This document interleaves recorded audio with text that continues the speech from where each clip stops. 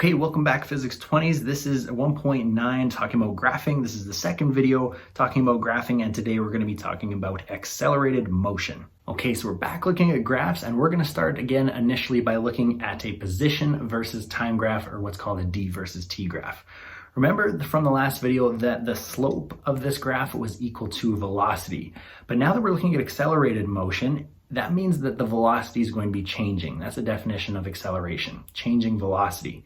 So if the velocity is going to be changing, that means the slope is going to be changing, which means we are going to have a curve. So we get a curve going up like this, which is going to be acceleration or speeding up, or we could get a slope looking like this, which is curving downwards, which is deceleration or acceleration in the negative direction. Now, when we have a curve like this on a position versus time graph, it can ask you for two things.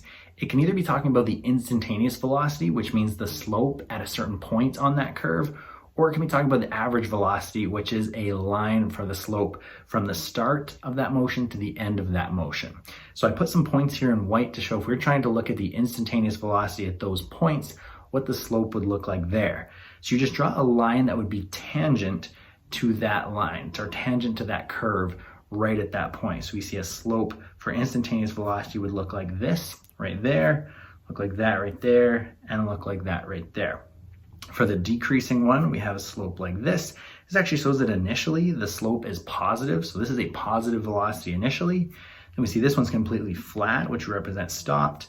And this one's going downwards, which represent a negative velocity. So it goes from forward, stopped, to then going backwards as the slope is representing the velocity at those points. And you can also look at the average velocity. I'm going to show that in yellow here, where you take from the start to the end and draw a line to represent that motion. So this line, we can find the slope with our rise divided by our run, and it gives us the average of that whole time. So if we compare these to the white lines, the white one here is more flat than the yellow line, so it starts off going slower than its average. This one's pretty close to the same, I think, and then this one's faster. So you see the instantaneous velocities are changing, speeding up, but then that yellow one shows the average for the whole time, which looks at the total change in position or displacement over the total time, which is the formula that we used for calculating average velocity, was V is equal to our D over our T, looking for the entire time period. We can do this for the red one as well, looking like that. So the average there would be a negative slope or a negative velocity, which makes sense because from where it starts to where it ends, it actually moves down. So the position moves backwards or in the negative direction. Now looking at velocity versus time graphs, remember from last lesson that the area under the curve represents the displacement, and that still is true when we're looking at accelerated motion. But what we're going to calculate now that we have acceleration is that the slope here is equal to the acceleration. Talked about in the last video, now we're going to have cases where you actually have to calculate that because there is an acceleration. However, it's good to remember that these will all be straight lines on a velocity versus time graph. We're not going to have curves because a curve, remember, would be changing slope. And since the slope's an acceleration, that would mean we're having a changing acceleration. This course is always constant acceleration, so all of these V versus T graphs will be straight lines. They're now just going to be up or down. So from last video, we could have one like this. Now the slope of that, the rise over run, gives us our acceleration. So that's a velocity is going up. So that's accelerated motion. We would find the displacement by finding the area under the curve there. This would be a decelerating because it's a negative slope. It looks like it starts at a high velocity, so it's going forward. When it hits here, that's a velocity of 0. So right there, it's stopped.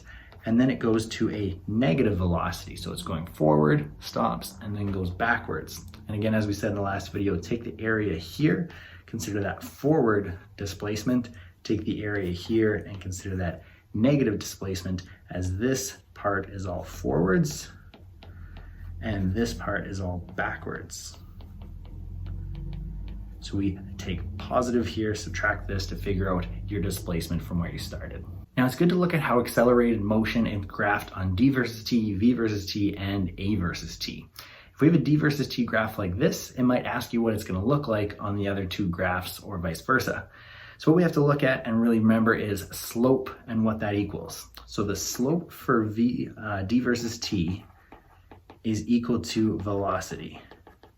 So the slope of this is going to get put onto that graph. So we look at the slope right here and it's pretty low.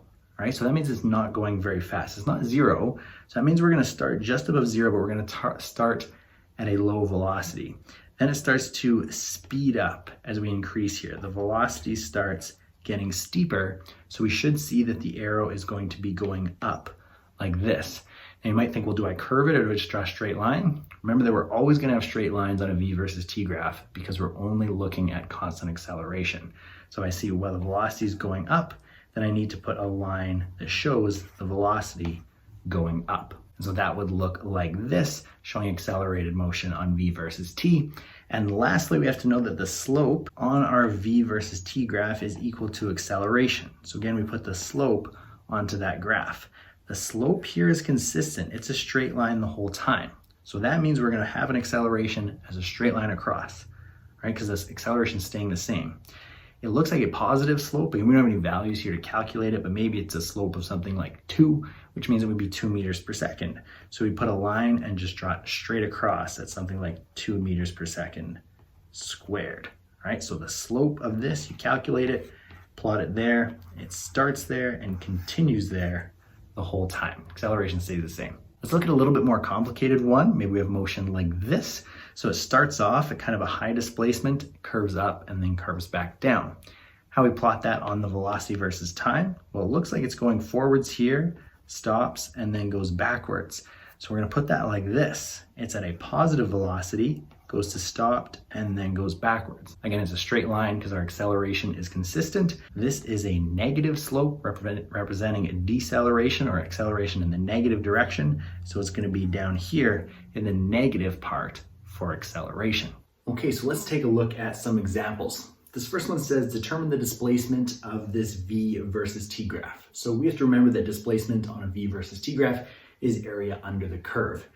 Now it's not just a triangle here, it's got a little bit of space on the y-axis because it starts at 10.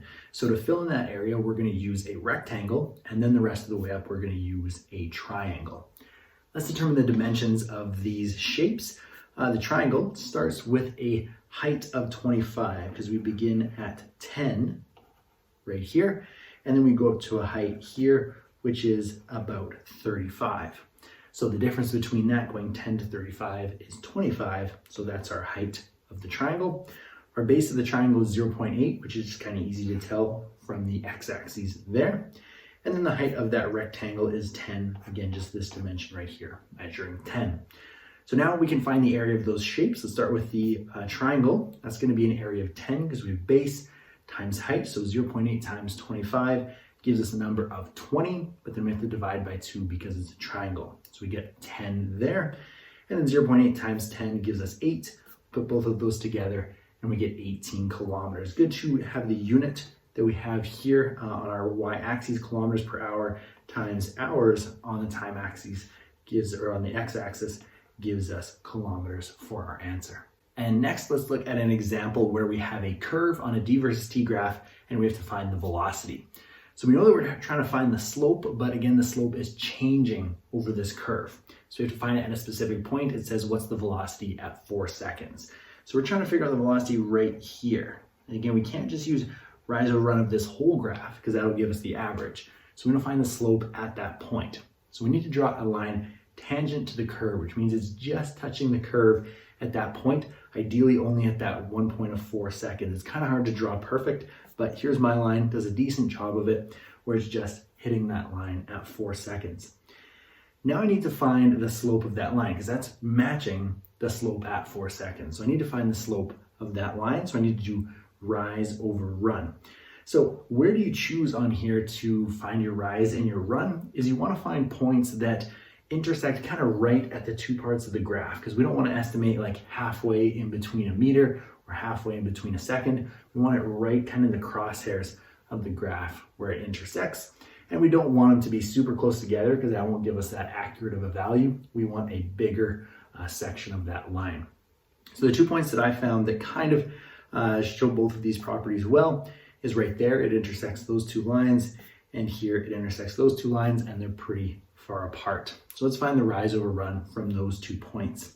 So I'm going to draw my run and my rise. And looking at the rise first, I get 22 meters because it starts at 2, Over here goes up to 24, so we have a difference of 22. And then the run starts at about 2.5 or 2.25, goes to 5.75, and we get a difference of 3.5. All right, so that's how we're gonna find the rise and the run.